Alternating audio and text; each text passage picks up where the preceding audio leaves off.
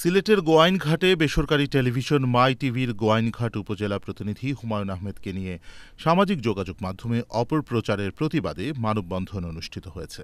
স্থানীয় সাংবাদিকসহ এলাকাবাসীর আয়োজনে মঙ্গলবার বিকেলে উপজেলার জাফলং বাজারে এ মানববন্ধন অনুষ্ঠিত হয়।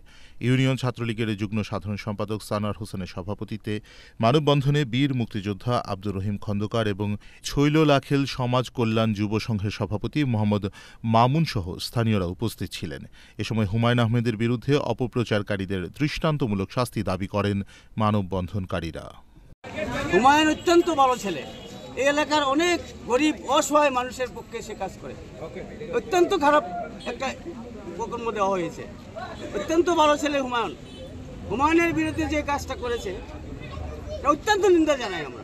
আমাদের এলাকায় কালোবাজারিরা বিভিন্নভাবে প্রপোজাল দিয়ে যে সময় ওনারে আয়ত্তে আনতে পারে নাই, বিভিন্নভাবে এডিট করা ভিডিও দিয়ে ওনাকে ফাঁসানোর চেষ্টা করা হয়েছে। আমরা তীব্র নিন্দা এলাকার পক্ষ থেকে জানাই। সিলেট জেলা এবং প্রশাসনকে আমি বিশেষভাবে অনুরোধ জানাবো, আমাদের সন্তুষ্ট বিচার চাই। আমরা এলাকার খুব উপকার করতেছে ভালো, তার বিরুদ্ধে যে রিপোর্ট দেওয়া হয়েছে এই রিপোর্টটা মিথ্যা।